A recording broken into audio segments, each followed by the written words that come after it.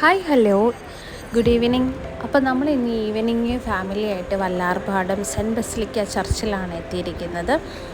നമ്മുടെ വീട്ടിൽ നിന്നൊരു 40 മിനിറ്റ്സ് ദൂരം ഉണ്ടായിരുന്നു, ട്രാവൽ ഉണ്ടായിരുന്നു. അപ്പം നമ്മളൊരു വൈകുന്നേരം ഒരു 3 മണിയൊക്കെ ആയപ്പോൾ പെട്ടെന്ന് ഒന്ന് പള്ളി പോയിട്ട് വരാമെന്ന് കരുതി പെട്ടെന്ന് എടുത്തൊരു തീരുമാനമായിരുന്നു. ഞാൻ പല പ്രാവശ്യം ഇവിടെ വന്നിട്ടുണ്ടെങ്കിലും കല്യാണം കഴിഞ്ഞ് ഞങ്ങൾ രണ്ടുപേരും ഒരുമിച്ച് ആദ്യമായിട്ടാണ് ഇവിടെ വരുന്നത്. അപ്പോൾ കുഞ്ഞുവാവയായിട്ട് ഒന്ന് ഈവനിങ് വരാമെന്ന് തോന്നി. പിന്നെ അവിടുത്തെ പ്രധാന നേർച്ചയായ അടിച്ചു വാരുന്ന ആ നേർച്ച ഞാനും മമ്മിയും ചെയ്തിട്ടുണ്ടായിരുന്നു. പിന്നെ അവിടെ എല്ലാം ചുറ്റി നടന്ന് കണ്ടു. പിന്നെ നമ്മൾ തിരി കത്തിച്ചു, പ്രാർത്ഥിച്ചു. അതിനുശേഷം പള്ളിയിൽ നിന്ന് ഇറങ്ങി തൂത്തുവാരി. അതിനുശേഷം നമ്മൾ തൊട്ടടുത്തുള്ള ഒരു ബേർഡ്സിൻ്റെ ഒരു കേജ് ഉണ്ടായിരുന്നു, അവിടെ പോയി ബേർഡ്സിനെയൊക്കെ കണ്ടു. കുഞ്ഞിനത് ഭയങ്കര ഇഷ്ടമായിരുന്നു. കുഞ്ഞ് കുറച്ച് നേരം അവിടെ നിന്ന് കണ്ടു. നല്ല രസമുണ്ടായിരുന്നു. കിളികൾ സംസാരിക്കുന്ന മക്കാവൊക്കെ ഉണ്ടായിരുന്നു, അതൊക്കെ കുറേ നേരം സംസാരിക്കുന്നതൊക്കെ കേട്ട് നിന്നു. പക്ഷെ കഴിഞ്ഞ പ്രാവശ്യമൊന്നും വന്നപ്പോൾ ഞാൻ ഈ കൂട് കണ്ടില്ല. 4-5 വർഷം മുമ്പാണ് നമ്മളിവിടെ വന്നത്. അന്നേരം എൻ്റെ ഫാമിലിയിലൂടെയാണ്, അന്നേരം ഇതൊന്നും കണ്ടില്ലായിരുന്നു. ഇപ്രാവശ്യം വന്നപ്പോൾ കുഞ്ഞിനെ നല്ല ഇഷ്ടമായി. അവിടെ നിന്ന് കളിക്കാനും ഒത്തിരി സ്ഥലമുണ്ടല്ലോ. പിന്നെ ഒരുപാട് പേര് അവിടെ വന്നിട്ടുണ്ടായിരുന്നു, തമിഴ്നാട്ടിൽ നിന്നും തിരുവനന്തപുരത്തു നിന്നും ഒക്കെ. അവരോടൊക്കെ സംസാരിച്ചു. പിന്നെ നമ്മൾ അവിടുത്തെ ഒരു ക്യാൻറ്റീനിൽ കയറി ചായയും ഒക്കെ കഴിച്ചു. ഞങ്ങൾ ഐസ്ക്രീമും കഴിച്ചു. അങ്ങനെ അവിടെ നിന്ന് കുറേ നേരം ഫാമിലിയായിട്ട് ചുമ്മാ ഒരു ഔട്ടിങ് പോലെ പള്ളിയിൽ ചെന്ന് പീസ്ഫുള്ളായിട്ട് പ്രാർത്ഥിക്കാനും പറ്റി. അങ്ങനെ ഞങ്ങൾ അവിടുന്ന് കുഞ്ഞിനെ കുറേ നേരം ബഡ്സിനെയൊക്കെ കാണിച്ച് സൺകൊണിയൂറും പിന്നെ കുഞ്ഞു മയിലും മക്കാവോ അവിടെ ഇരുന്ന് ഭയങ്കര വർത്താനമായിരുന്നു, എന്തൊക്കെയോ പറയുന്നുണ്ടായിരുന്നു. അതൊക്കെ കുറേ നേരം നിന്ന് കണ്ടു. പിന്നെ ഓരോ രൂപക്കൂടുകളും ഓരോ പ്രധാന സ്ഥലങ്ങൾ അതൊക്കെ ഞങ്ങൾ പോയി കണ്ടു. അവിടെ നിന്ന് കുറച്ച് വീഡിയോസും ഫോട്ടോസും ഒക്കെ എടുത്തു.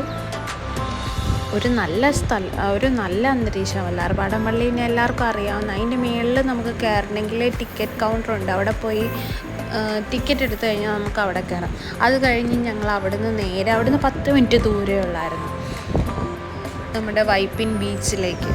അങ്ങോട്ടേക്ക് പോയി അവിടുത്തെ ലൈറ്റ് ഹൗസ് കണ്ടു.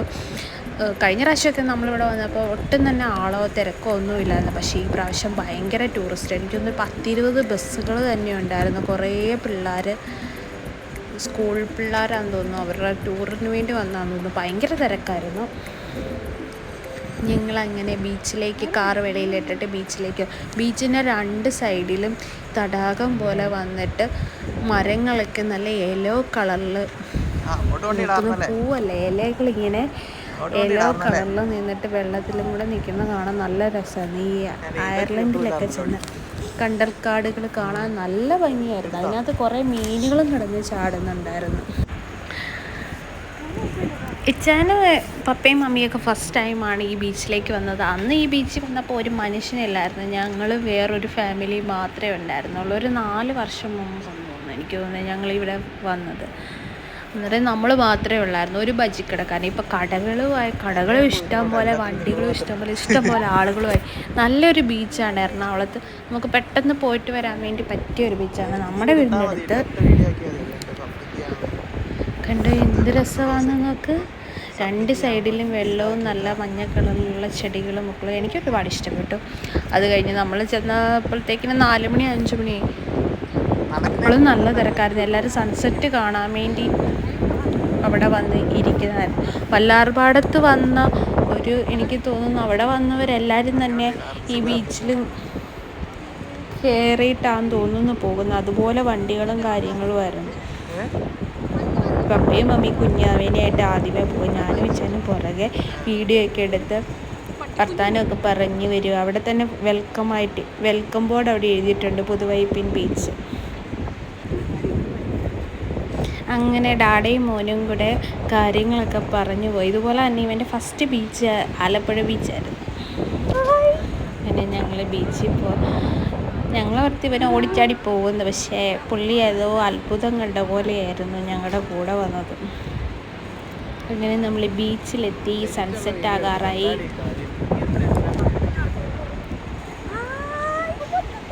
പിന്നെ നമ്മൾ കുറേ കാര്യങ്ങളൊക്കെ പറഞ്ഞ് വർത്തമാനം പറഞ്ഞ് കുറച്ച് കാറ്റൊക്കെ കൊണ്ട് അവിടെ കുറേ നേരം ടൈം സ്പെൻഡ് ചെയ്തു.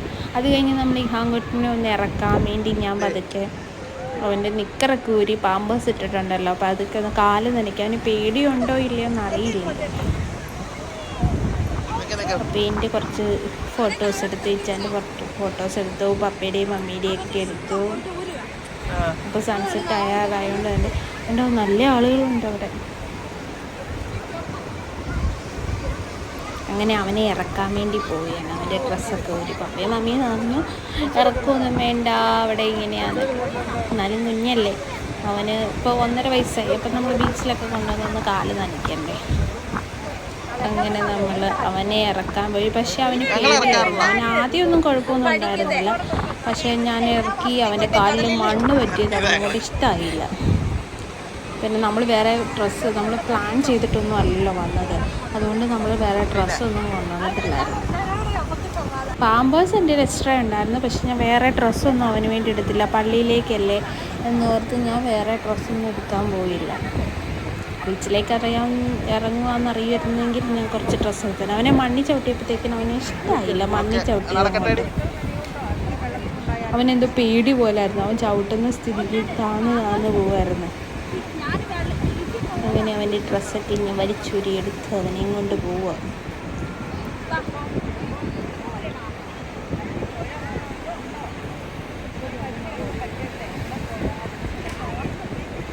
ആദ്യം ബനിയനും കൂടി ഊരാന്ന് വെച്ചപ്പോഴത്തേനും ഓർത്തു കാല് മാത്രമേ നമ്മളിങ്ങനെ ബനിയൻ ഊരുന്ന, പിന്നെ കാല് മാത്രം നനയ്ക്കുന്നത് കൊണ്ട് ബനിയൻ ഊരിയില്ല. അങ്ങനെ ഞങ്ങൾ പോയി കാലൊക്കെ നനച്ച് കുറച്ച് നേരം അവിടെ നിന്ന് എൻജോയ് ചെയ്തു കേട്ടോ. കുറേ പിള്ളേരൊക്കെ ഉണ്ടായിരുന്നു. അവരൊക്കെ അങ്ങനെ ദൂരെ മാറി നിന്ന് കുളിക്കുന്നുണ്ടായിരുന്നു. ആഴമില്ലെന്ന് തോന്നുന്നു. ആർക്കും വലിയ പേടിയൊന്നും കണ്ടില്ല. പക്ഷെ കുഞ്ഞായതുകൊണ്ട് നമുക്ക് പേടിയായിരുന്നു. ഞാൻ കൊണ്ട് ഭയങ്കര എക്സൈറ്റഡ് ആട്ടോ. അങ്ങനെ നമ്മൾ കടൽ തിരമാലയെ വെയിറ്റ് ചെയ്തിരിക്കുകയാണ്. നമ്മളങ്ങ് കയറി നിൽക്കുന്നതുകൊണ്ട് ഇത്രയും ദൂരം വരുമെന്ന് എനിക്കറിയില്ലായിരുന്നു. എന്നാലും ഒന്ന് കാലൊക്കെ നനച്ചു. ഇനി അടുത്ത പ്രാവശ്യം പോകുമ്പോൾ വീണ്ടും പേടി മാറും. പിള്ളേരെ നമ്മൾ പേടി മാറ്റണമല്ലോ, എപ്പോഴും പേടിച്ചിരുന്നിട്ട് കാര്യമില്ലല്ലോ. അതുകൊണ്ട് ഇടയ്ക്കൊക്കെ പോകുമ്പോൾ ഞാൻ ഇവൻ്റെ കാലൊക്കെ നനച്ച് കൊടുക്കാറുണ്ട്, ബീച്ചിലൊക്കെ ഇറക്കാറുണ്ട് അവനെ.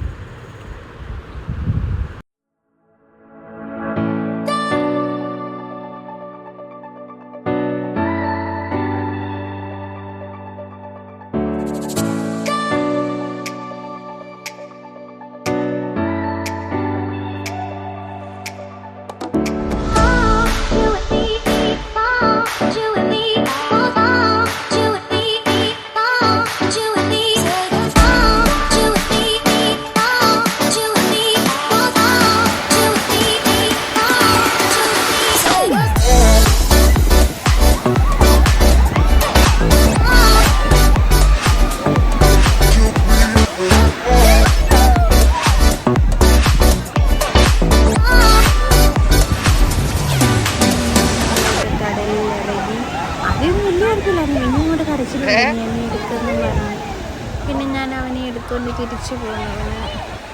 നമ്മൾ കൂടുതൽ ഫോഴ്സ് ചെയ്യാനൊന്നും പോയില്ല വെള്ളം. പിന്നെ പപ്പിക്ക് പെട്ടെന്ന് വീട്ടിൽ പോരണമെന്ന് പറഞ്ഞുകൊണ്ട് പിന്നെ ഞങ്ങളങ്ങ് വേഗം തന്നെ സൺസെറ്റ് കാണാൻ നിന്നില്ല. അപ്പോൾ തന്നെ പപ്പ തിരിച്ചു പോയപ്പോൾ ചോദിച്ചു എന്നാൽ പിന്നെ സൺസെറ്റൂടെ കണ്ടിട്ട് പോയാൽ പോരായിരുന്നു. ശരിയായിരുന്നു, സൺസെറ്റൂടെ കണ്ടിട്ട് നമുക്ക് പോയാൽ മതിയായിരുന്നു.